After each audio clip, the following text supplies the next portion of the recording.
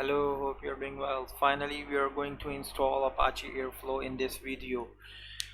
In the last 4 videos, we learned how to install Windows Subsystem for Linux.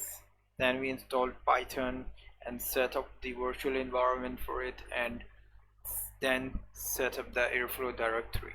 In this video, we are finally going to install Apache Airflow. So let's go to the terminal of Ubuntu. The Airflow environment is already activated. In the last video we set our Airflow home directory. Now we are going to change it a little bit.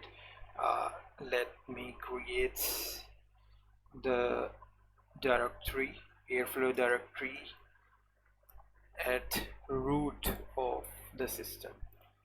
Okay, now type ls and see. Yes, Airflow folder has been created. Now let's check the nano editor /bash rc. You can see I have changed the location to it, so whenever we type it should activate, or it should take us to this part. Okay, cd $airflow home.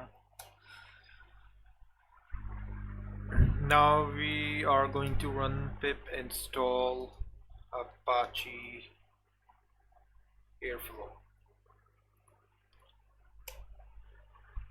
Now it will install Airflow for us, and it will take some time. Once it's installed, we will set up its database. Yes, you can see it has been installed successfully. Now let me check. Okay, so let's do Airflow db init. It will initialize the database for Airflow.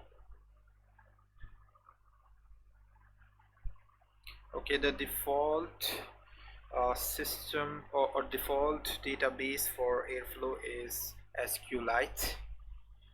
You can see